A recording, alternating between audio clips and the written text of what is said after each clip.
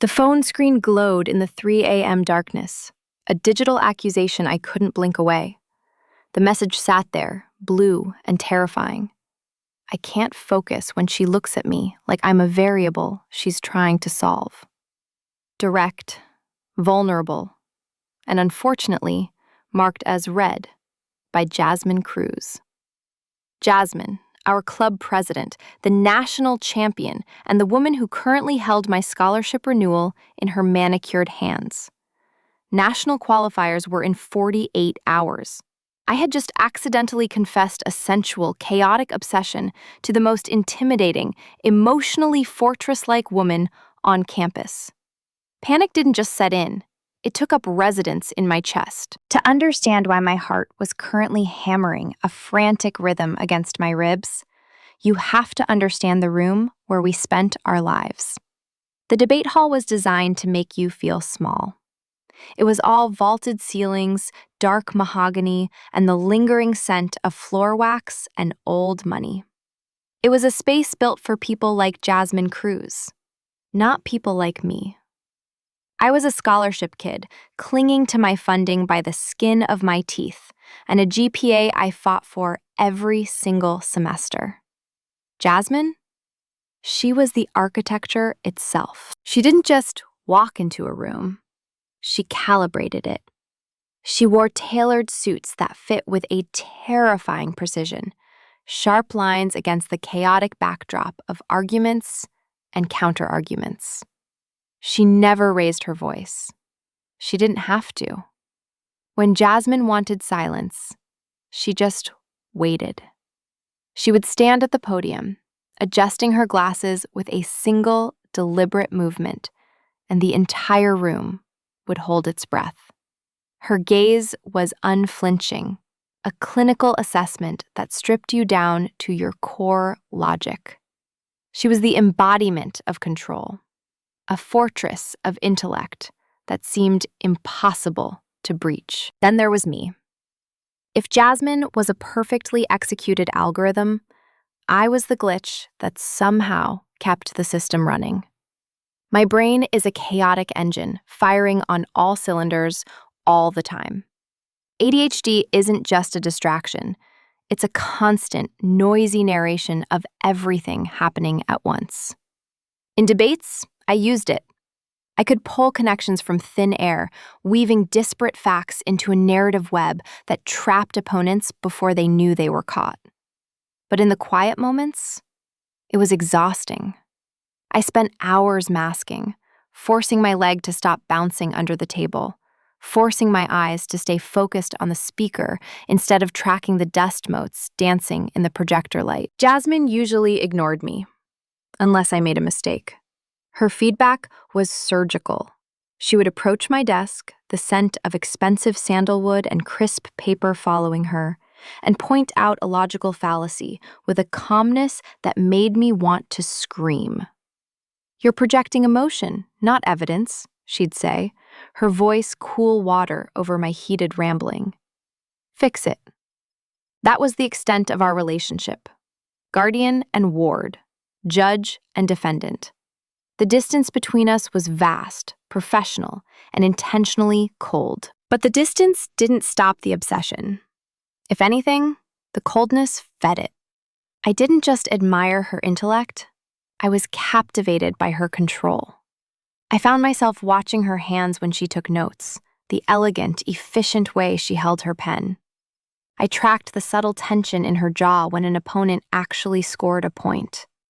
It was a coiled attraction, something dangerous that lived in the darker corners of my mind.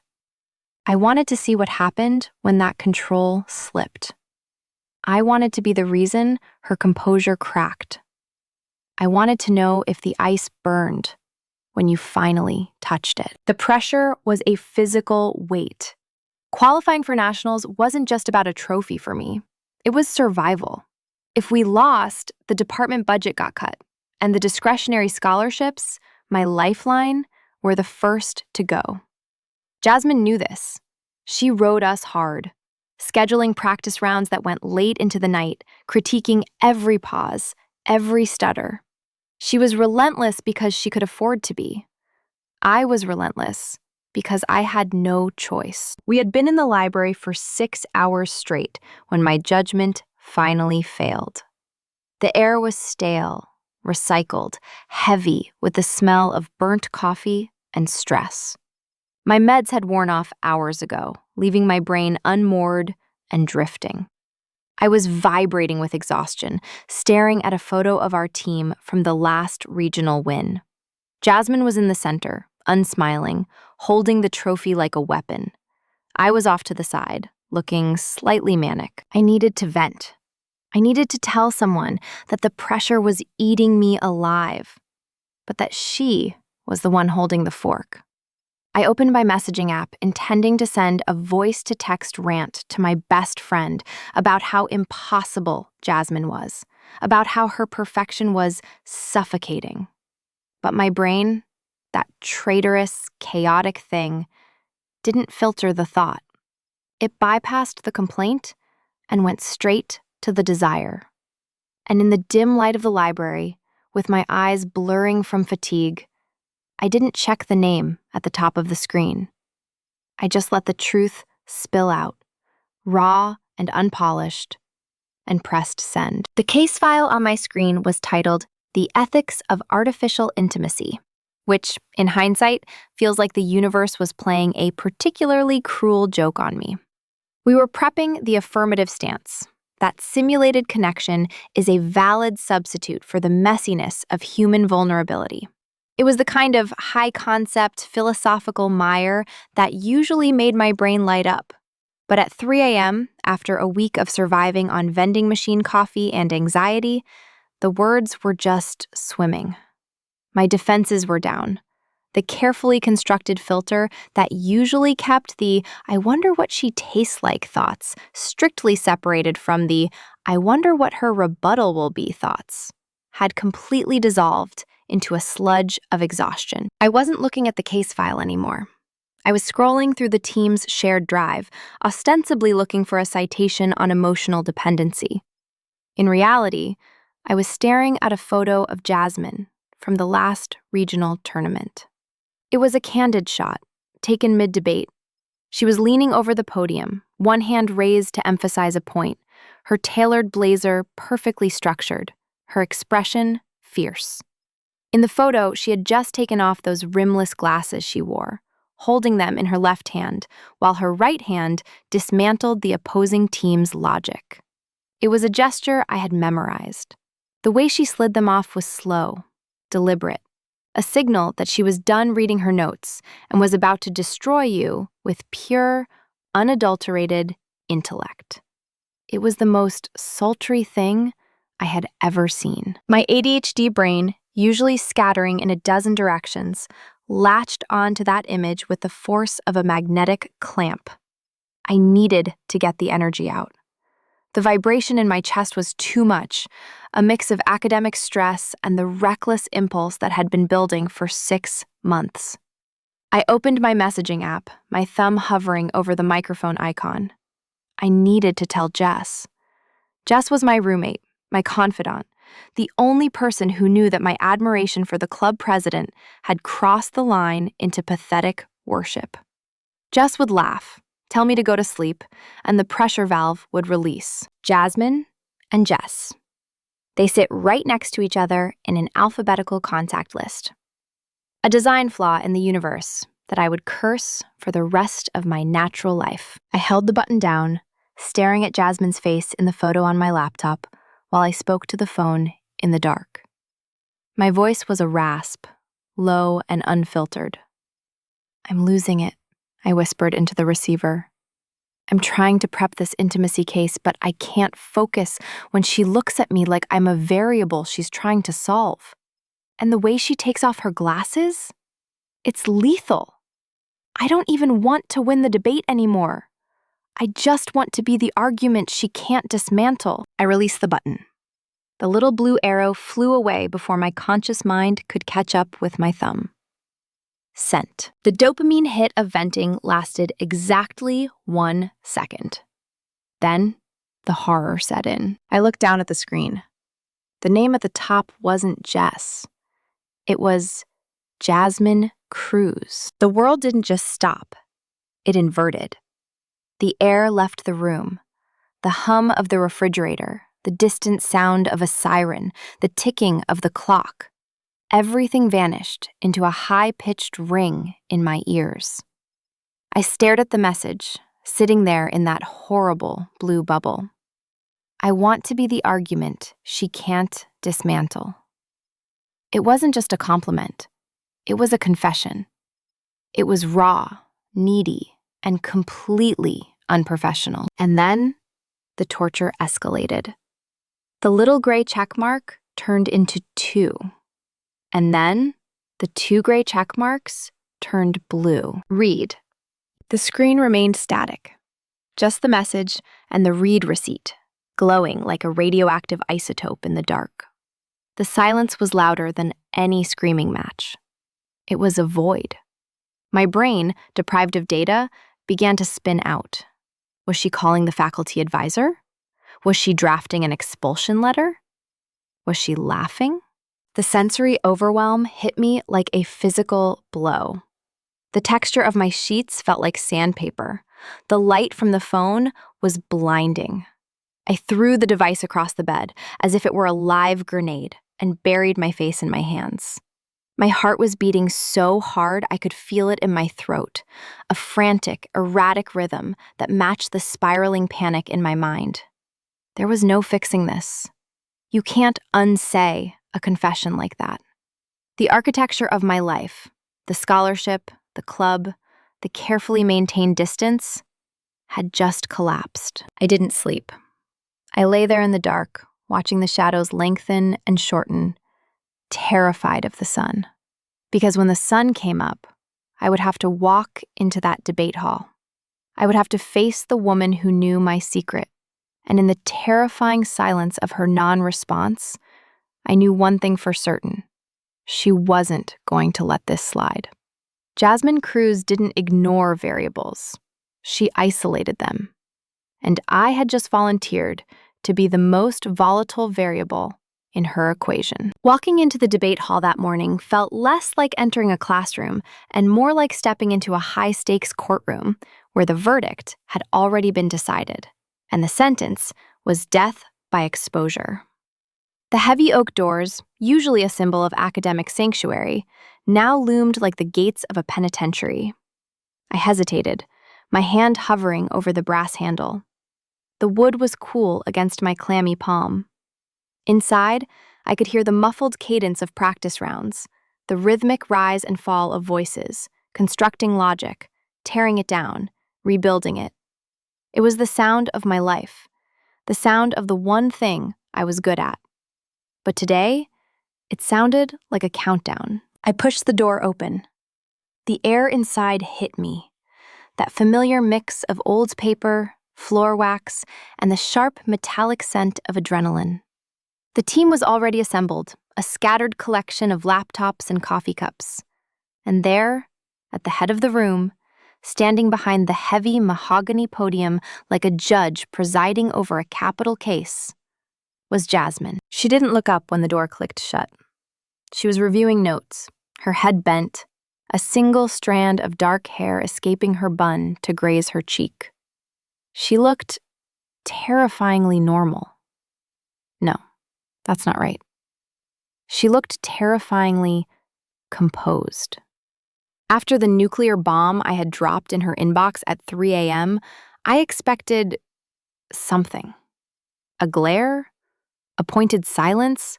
A request for security to escort me off the premises? Instead, she simply uncapped her pen. The sound was a sharp click that cut through the low murmur of the room. "You're late," she said, without looking at me.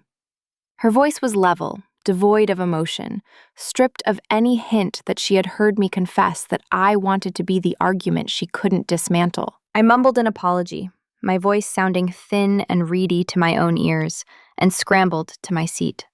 My heart was doing a frantic drum solo against my ribs. I tried to make myself small, to disappear behind the screen of my laptop, but the air in the room felt different, thicker, charged. Every time she shifted her weight, Every time she turned a page, my skin pricked with electricity. We launched into the practice round. I was arguing the affirmative, the very case that had led to my late-night unraveling. I stood up to present my opening statement, my notes trembling slightly in my hand. I tried to access the chaotic engine of my brain, that rush of dopamine that usually carried me through complex arguments. But the engine was flooded. I was hyper-aware of everything except the debate. I was hyper-aware of the dust motes dancing in the shaft of sunlight hitting the table. I was hyper-aware of the scratch of wool against my neck. But mostly, I was hyper-aware of Jasmine. She wasn't taking notes. Usually her pen flew across the page, documenting every fallacy, every weak link. Today, the pen lay still. She was watching me. Not watching my presentation, watching me. Her gaze was heavy, physical, tracking me like a biologist observing a specimen under a microscope. I stumbled over a citation on digital empathy. The data suggests that interaction is primarily— Stop, Jasmine said. The word wasn't loud, but it stopped the room cold. My opponent, a sophomore named Ben, who was midway through writing a rebuttal, froze. I swallowed, my throat dry. I can clarify the statistic. I just need to— I don't care about the statistic, Jasmine said. She walked around the podium. The sound of her heels on the hardwood floor was a slow, deliberate rhythm. Click, click, click. She stopped 3 feet from me, close enough that I could smell her perfume. Something sharp, expensive, and devastatingly clean. Your argument is sound. Your delivery is a disaster. She circled me. Literally circled me. I stood frozen, clutching my notes like a shield. The rest of the team watched in confused silence. Jasmine was tough, sure, but this felt personal. This felt predatory. You're leaking energy, she murmured, coming to a stop behind my left shoulder. I could feel the heat of her body, a radiating warmth that made the hair on my arms stand up. You're tapping your foot. You're shifting your weight every 4 seconds. You're gripping that paper so hard, your knuckles are white. I'm just caffeinated, I lied, staring straight ahead at the whiteboard, terrified to turn around. You're panicked, she corrected, her voice dropping an octave, intimate and terrifying. She leaned in, just a fraction. Look at me. I turned. It was a mistake. Her eyes were dark, unreadable, and locked onto mine with an intensity that made my knees weak. She wasn't looking at a team member. She was looking at a variable she had finally isolated. Your pulse, she said softly, lifting a hand. For a second, a wild, insane second, I thought she was going to touch me. Instead, she pointed a manicured finger at the hollow of my throat. It's visible, right there. You can't control the room if you can't even control your own autonomic nervous system. The room went absolutely still. Ben was staring at the floor. The others were pretending to be very interested in their laptops. They thought this was mentorship. They thought this was the president pushing a scholarship kid to be better. They didn't know that she was reading the physical evidence of my obsession back to me in front of everyone. Breathe, she commanded. It wasn't a suggestion. I inhaled, shaky and shallow. Again, she said, her eyes tracking the rise and fall of my chest. Deeper, until that vein in your neck stops trying to escape. I forced a deep breath, holding her gaze. It felt like a dare. It felt like she was testing the elasticity of the tension between us, seeing how far she could stretch it before something snapped. She knew. She absolutely knew. And she wasn't expelling me. She was playing with me. Better, she said, though her eyes didn't soften. Sit down. If you shake like that at nationals, they won't listen to a word you say. They'll just watch you fall apart. She turned and walked back to the podium, the click, click, click of her heels retreating. Next speaker. I sank into my chair, my legs turning to jelly. I had survived the round, but the real trial hadn't even started. She hadn't fired me. She hadn't reported me. She had just established a new baseline. She was watching. She was grading. And every physical betray of my body was now part of the curriculum. The text message hung in the air between us, unspoken but deafening. I looked down at my hands. They were still shaking. And when I looked up, just for a second, I caught Jasmine watching me again over the rim of her glasses. She didn't look away. The summons didn't come with a fanfare. It arrived with a mundane, cheerful ping that echoed entirely too loudly in the quiet study hall. I looked down at my phone, expecting a spam email or a reminder to drink water. Instead, I saw a calendar invitation that made my stomach drop through the floor and settle somewhere near the Earth's core. Subject: Strategy Review. Host: Jasmine Cruz. Time: 8 p.m. Location: President's private office. There was no agenda attached. No polite, hope you can make it. Just a time, a place, and the implicit understanding that attendance was mandatory. Strategy review was a terrifyingly vague euphemism. We didn't have strategy reviews at 8 p.m. alone in private offices. We had them in the war room, surrounded by whiteboards and the rest of the team. This was something else.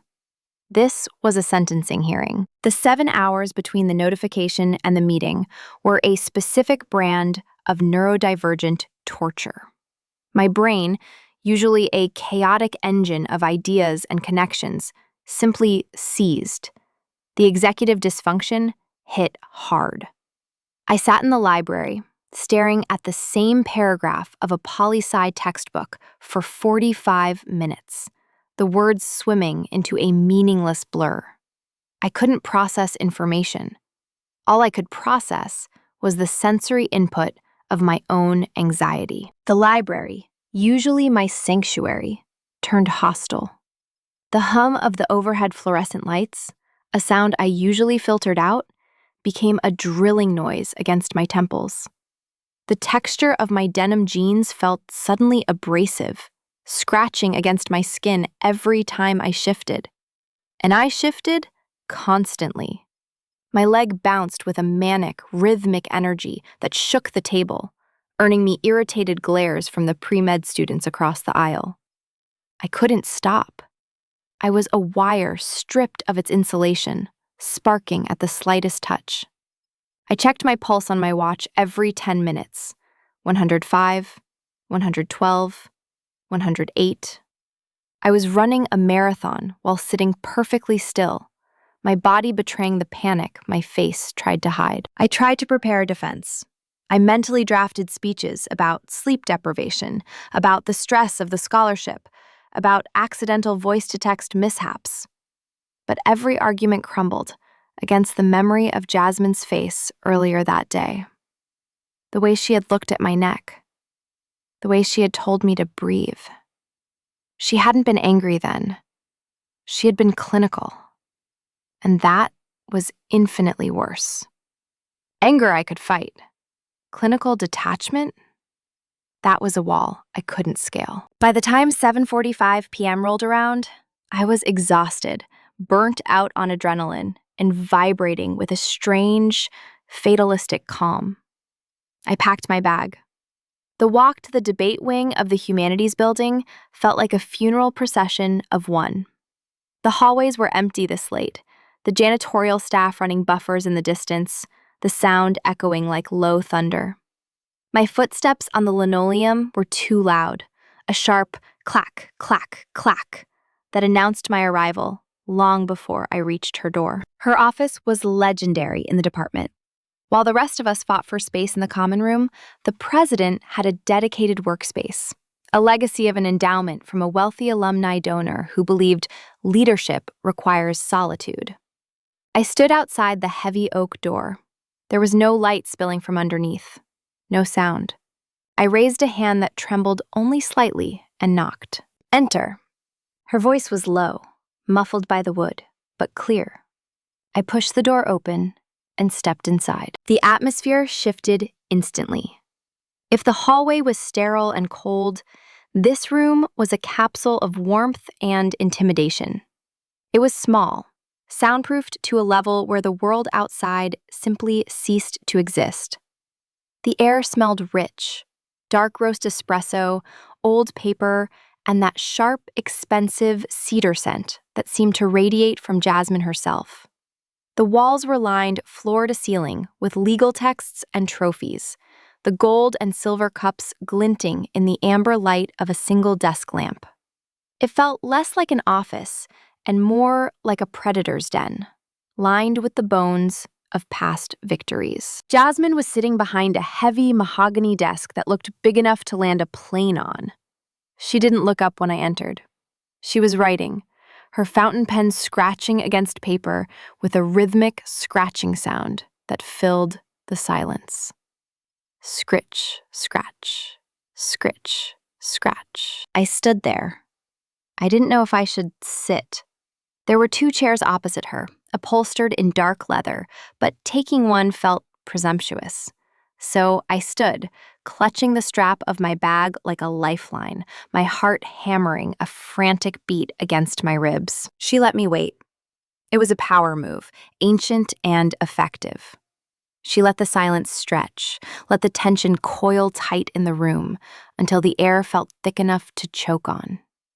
She was letting me stew in my own anxiety, letting the sensory deprivation of the soundproof room amplify the sound of my own breathing.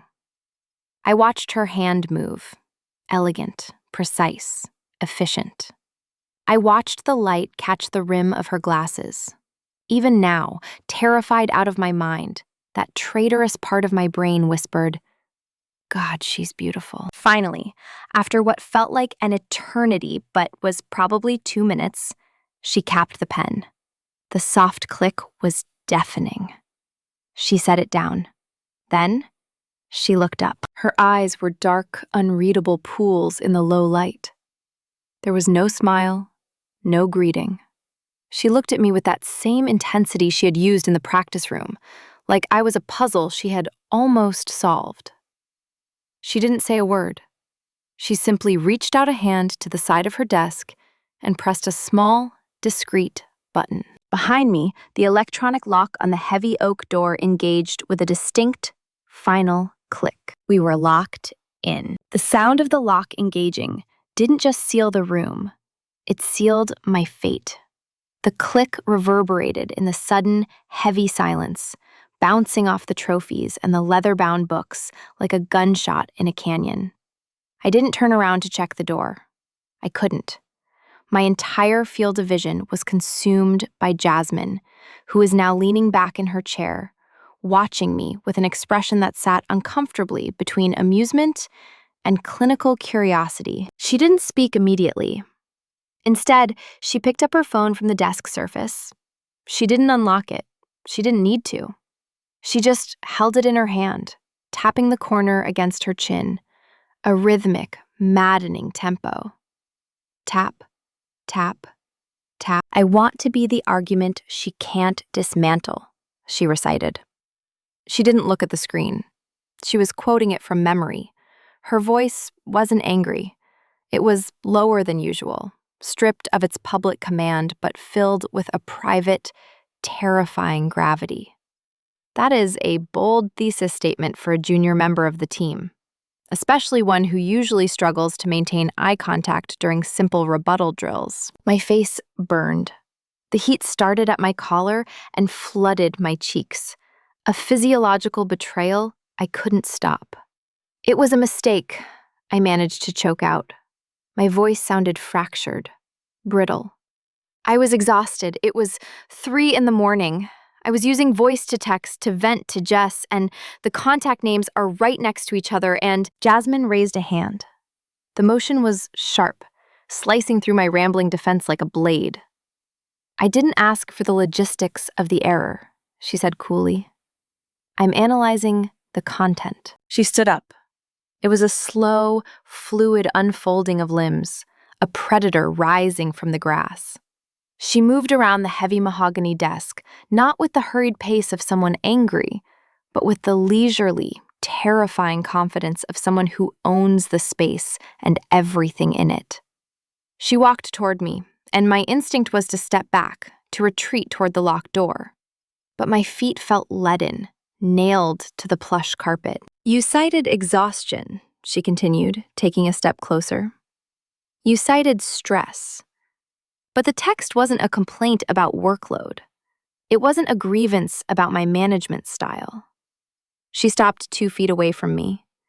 The air between us instantly compressed, charged with a static that made the hair on my arms stand up.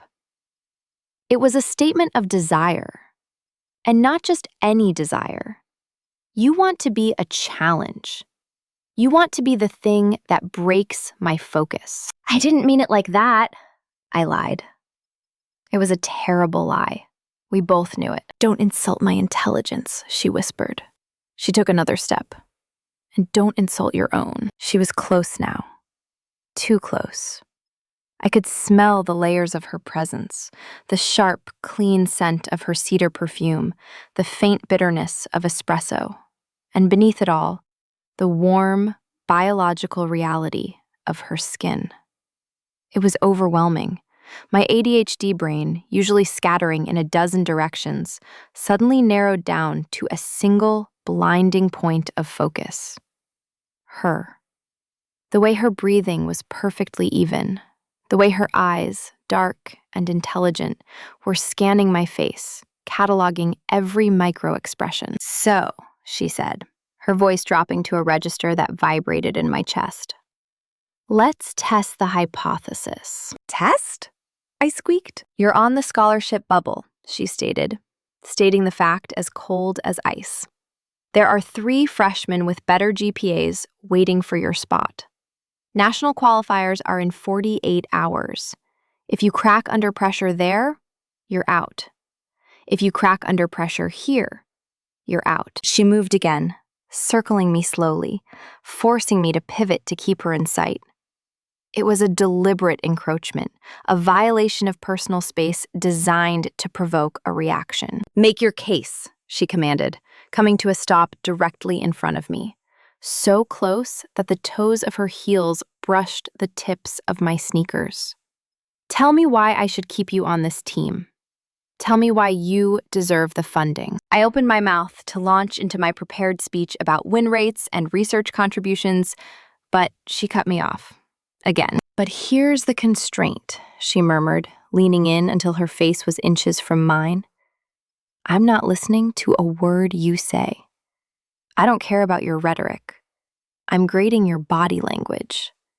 I'm grading your ability to stand here, with me, in this room, knowing what you said, and not fall apart." Her eyes locked onto mine. It was a physical weight, that gaze. "Maintain eye contact," she ordered. "If you look away, you lose. If you flinch, you lose. Convince me you can handle the heat. Start." I tried to speak. I have the highest research output on the team," I started, my voice trembling.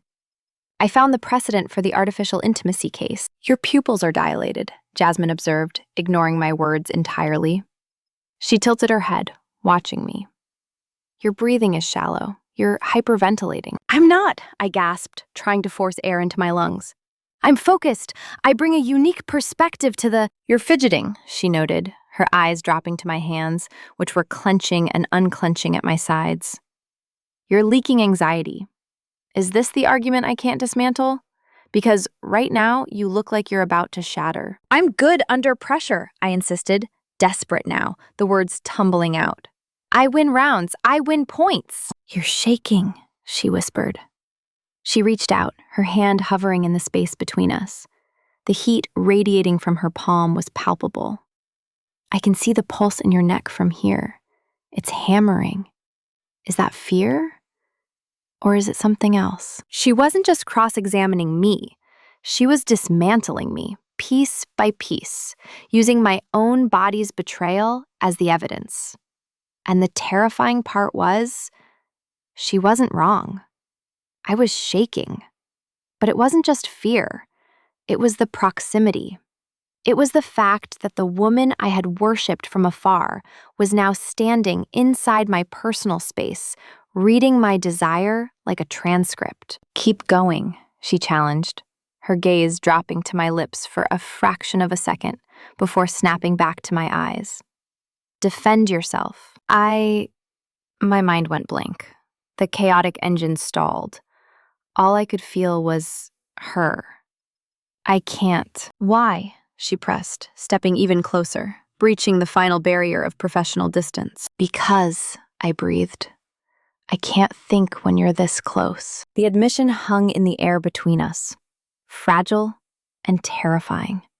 "I can't think when you're this close." It was the truth, stripped of any academic varnish, and for a heartbeat, I thought it would be the thing that finally made her recoil.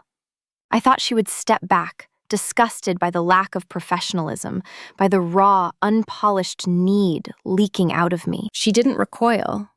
She advanced. Jasmine took a deliberate step forward, her eyes never leaving mine. My instinct for self-preservation, usually dormant, finally kicked in, and I took a matching step backward. My heel hit the solid wood of the floor-to-ceiling bookshelf with a dull thud. There was nowhere left to go. I was trapped between the collected legal history of the last century and the most dangerous woman in the present one. Jasmine didn't stop until she was firmly inside my personal space, invading the boundaries I had spent 3 years trying to respect. She raised her left hand. I flinched, a reflex born of intimidation, expecting a gesture of dismissal. Instead, her palm landed flat against the oak shelf right beside my head.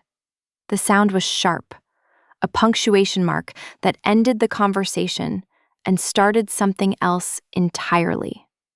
She leaned in, her arm forming a barrier, effectively caging me in. The air in the small gap between our bodies felt heavy, viscous.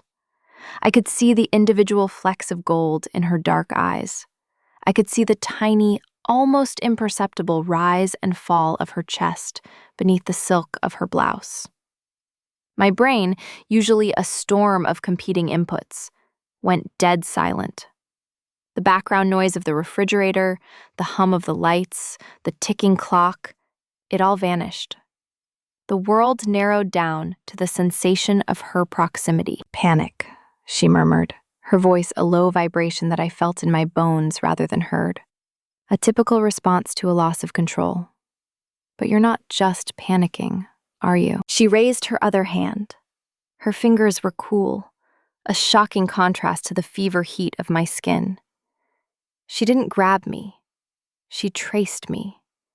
Her fingertips grazed the sensitive skin just below my ear, trailing down the line of my jaw with a clinical, terrifying slowness. It was a touch that felt less like a caress and more like a medical examination, checking for structural weaknesses. I shuddered. I couldn't help it. The sensation overloaded my nervous system, sending a jolt of electricity straight down my spine. "Your pulse is erratic," she noted, her thumb resting lightly against the pulse point in my neck. She pressed down, just enough to feel the frantic rhythm beneath the skin. "It's racing, but your breathing has stopped." She was right.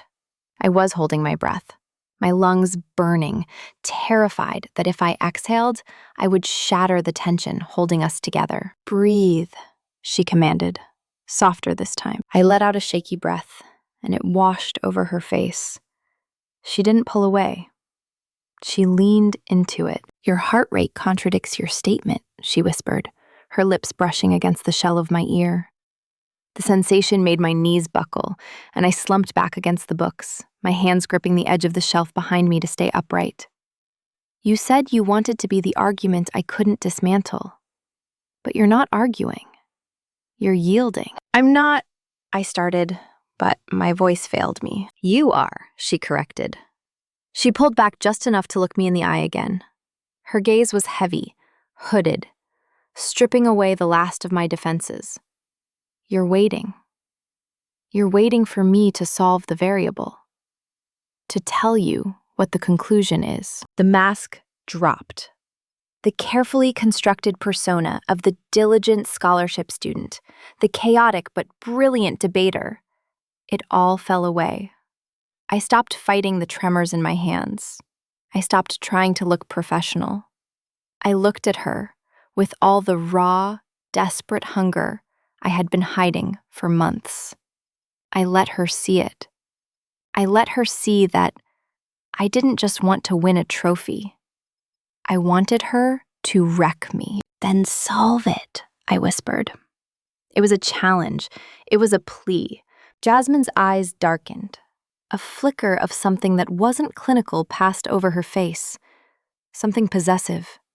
Her hand on my jaw tightened, her thumb tilting my chin up, forcing me to expose my throat. Hypothesis, she breathed, her mouth hovering millimeters from mine. The tension isn't fear.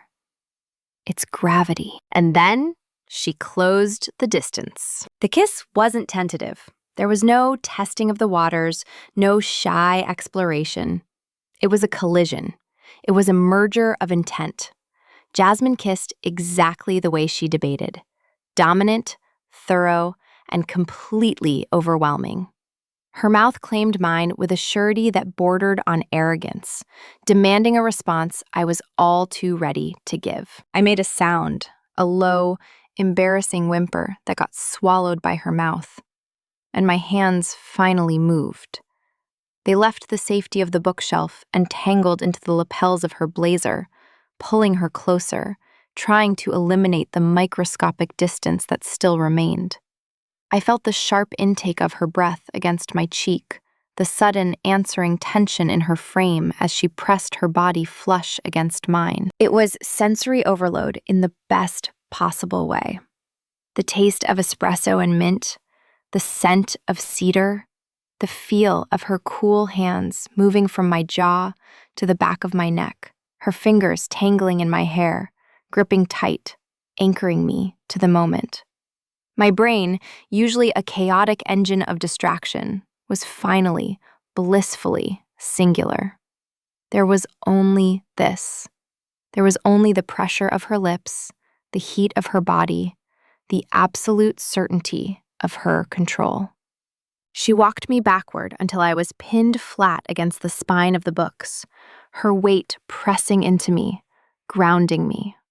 It was a reality check of the most visceral kind. This wasn't a fantasy I'd spun at 3 a.m. This was real. The national champion, the president, the woman who terrified half the campus, was currently unraveling me in her office. And she was doing it with an intensity that suggested she had been thinking about this just as much as I had. When she finally pulled back, neither of us moved away. We stayed there, foreheads resting against each other, breathing the same air. My heart was still hammering, but the rhythm had changed. It wasn't panic anymore. It was the adrenaline of survival. It was the thrill of the fall. Conclusion, Jasmine whispered, her voice rough, her thumb tracing the swollen line of my lower lip. The variable is volatile. Highly reactive. I opened my eyes, dazed, looking at her. She wasn't perfectly composed anymore.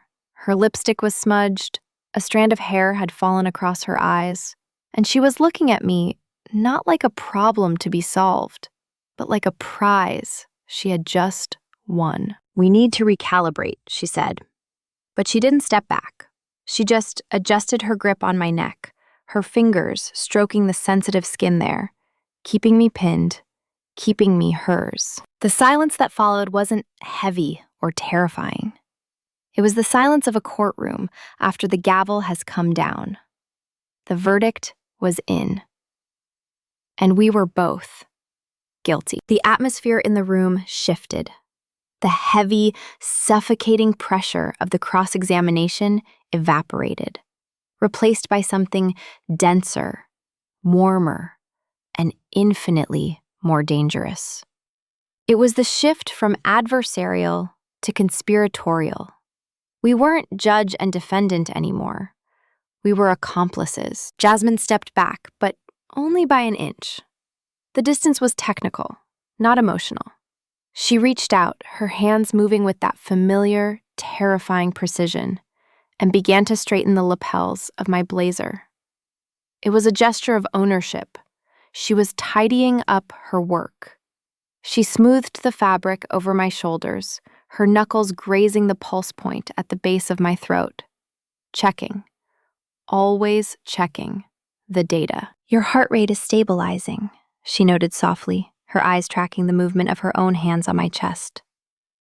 Acceptable. I let out a breath I didn't know I was holding. My brain was still trying to reboot, the chaotic engine sputtering against the sheer magnitude of what had just happened. Is the grading period over? I asked, my voice raspy. Jasmine looked up, a ghost of a smile playing on her lips. It was the first time I had ever seen her look anything other than professionally neutral. The grading never stops, she said, but the criteria have changed. She moved back to her desk, not to sit, but to lean against the edge of it, crossing her ankles. She looked at me, really looked at me, and the clinical detachment was gone. In its place was a curiosity that felt raw and honest. I knew, she said simply. I blinked. You knew what? About the attraction, about the obsession. She picked up her glasses from the desk, twirling them by the arm. You're a terrible liar. You mask well during debates, but when you think no one is looking, you stare. You track my movements like I'm the only light source in the room. I've known for months. Heat flooded my face again.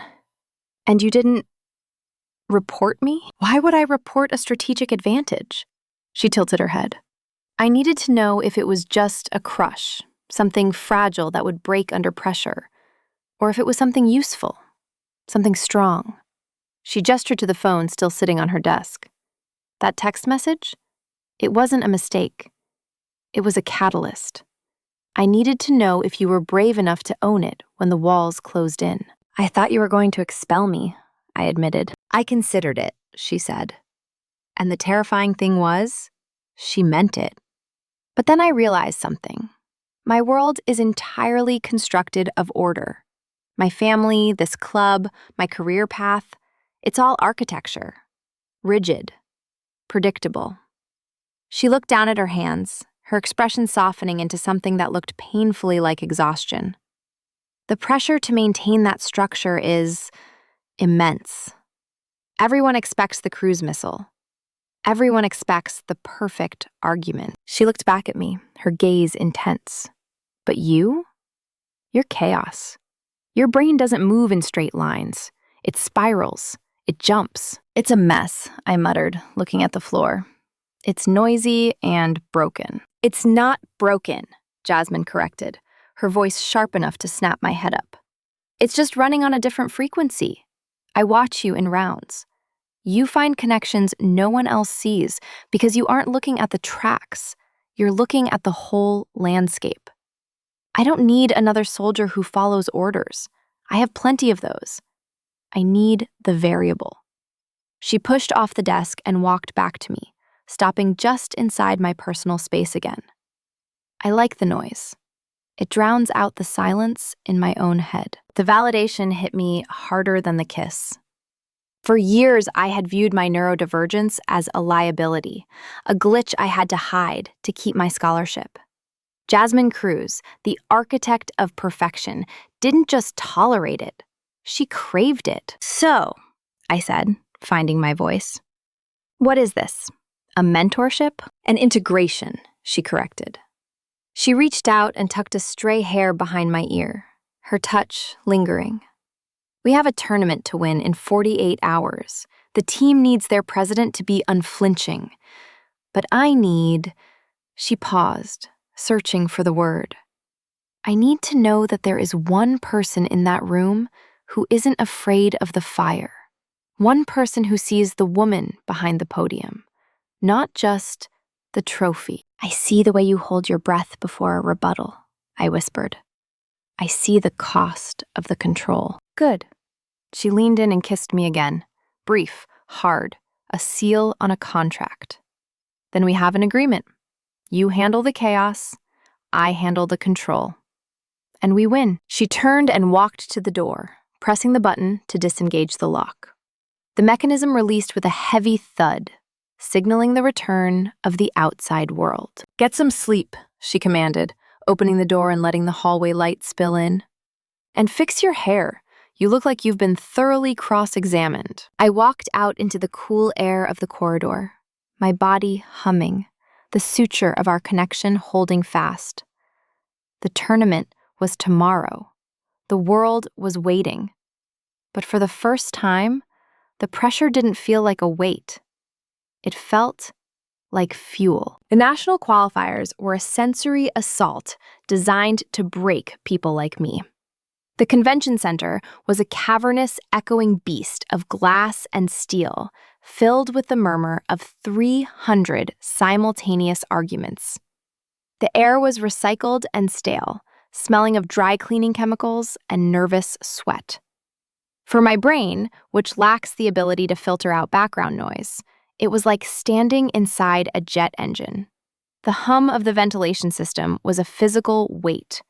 The flicker of the fluorescent lights was a strobe effect that made it hard to track time. We had fought our way through the preliminary rounds on pure adrenaline. Jasmine was a machine, dismantling opponents with surgical precision, her voice cool and detached.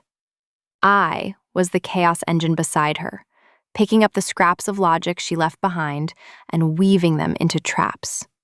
We were a perfect, terrifying unit. But by the final round, the fatigue was setting in. My meds were wearing off, the edges of my focus fraying like an old rope. The opposing team, two guys from a prep school who looked like they were manufactured in a boardroom, threw a curveball. We were arguing the affirmative on artificial intimacy, but they pivoted to a niche critique about commodified vulnerability. It was a dense, philosophical knot that questioned the very nature of human connection. It was smart. It was unexpected. And for the first time in the tournament, my mind went blank. The silence in my head was deafening. I looked down at my flow sheet and the ink blurred. The chaotic engine stalled. I could feel the judges shifting in their seats, the rustle of paper sounding like thunder. The panic that had lived in my chest for weeks flared up, hot and suffocating. This was it. The freeze. The moment the scholarship vanished. The moment I proved I was just a glitch, not a feature. I risked a glance at Jasmine. She wasn't looking at the opposing team. She wasn't frantically writing rebuttals on legal pads like every other debater in the room. She was sitting perfectly still, her posture impeccable, her hands folded on the table. And she was looking at me. It was the same look from the office. Dark, unflinching, possessive. She didn't speak. She couldn't. But she raised her hand slowly and adjusted the collar of her blazer. It was a subtle movement, invisible to everyone else, but to me, it was a shout.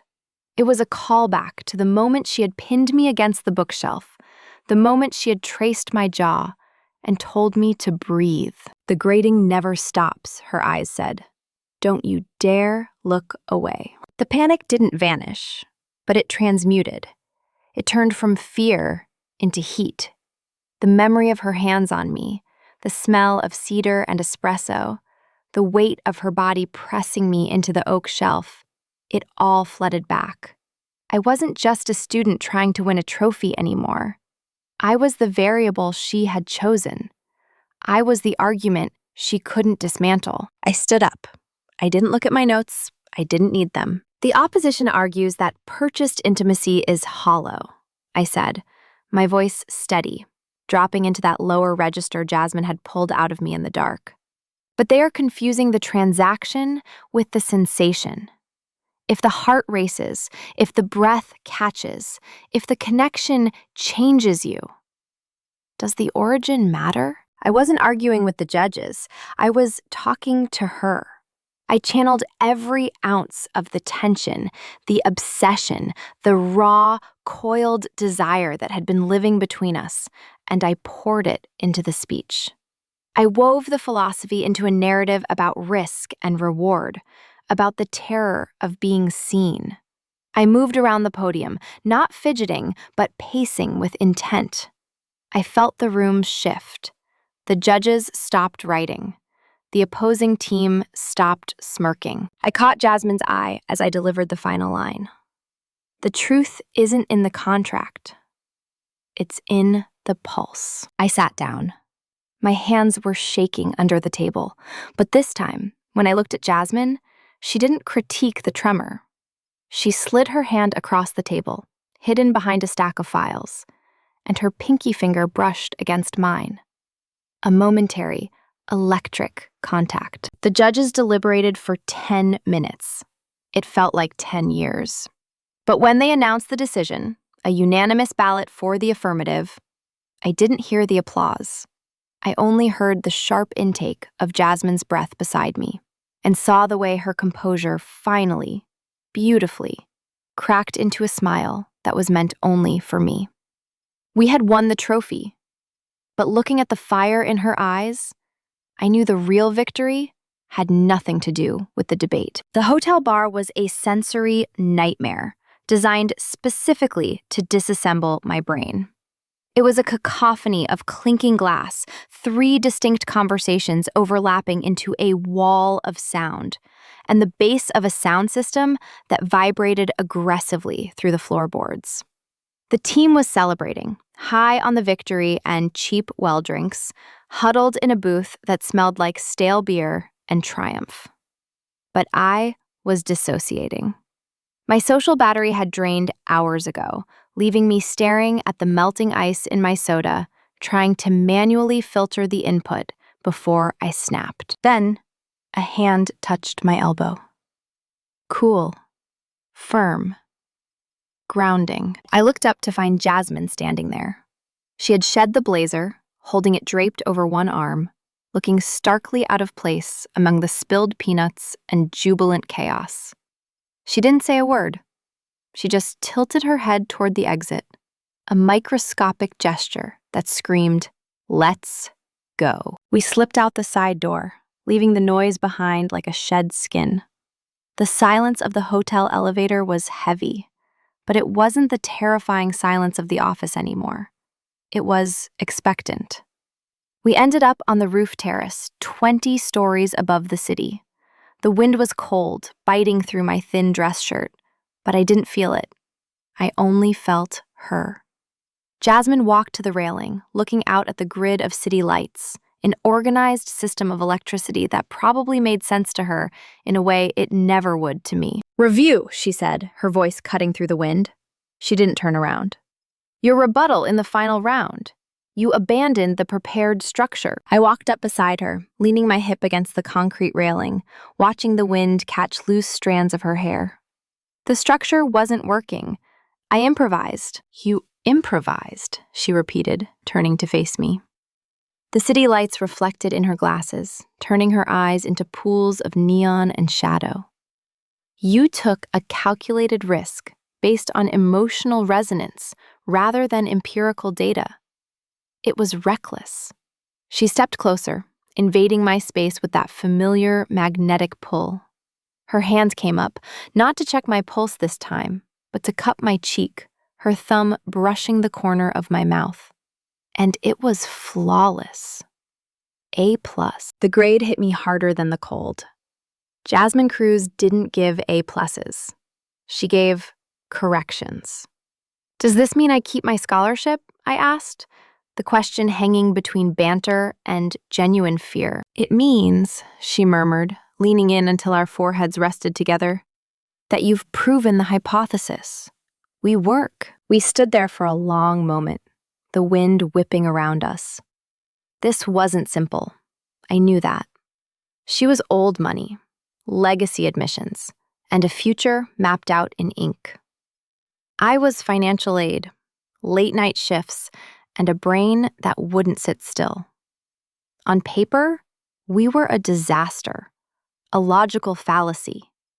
But standing there, with her heat radiating against me and her scent filling my lungs, the logic didn't matter. The pull was undeniable. It was a gravity that defied physics. "I'm messy," I warned her, my hands finding the waist of her silk blouse, pulling her flush against me. "I lose my keys, I forget deadlines, I get overwhelmed by loud noises." "I know," Jasmine whispered, her hands sliding up to grip my shoulders, anchoring me to the earth. "And I'm rigid. I overanalyze. I forget how to be human sometimes." She pulled back just enough to look me in the eye, her gaze unflinching. "But you make the noise bearable, and I make the silence safe. That's the trade." She kissed me then, not with the dominant force of the office, but with a slow, sultry deliberation that felt like a promise. It was a kiss that acknowledged the complications and dismissed them in the same breath. It tasted like victory. It tasted like the future. We weren't just president and student anymore. We were the glitch and the system, finally integrated. 2 days later, I was back in the club office. The door was locked, the blinds were drawn, and the smell of cedar was heavy in the air. Jasmine was working at her desk, and I was sitting on the edge of it, watching her. She looked up, caught my stare, and didn't tell me to focus. She just smiled. The best arguments aren't won with logic or perfect citations. They're won with the courage to speak the truth, even, or especially, when it's an accident. Subscribe if you've ever found clarity in the chaos.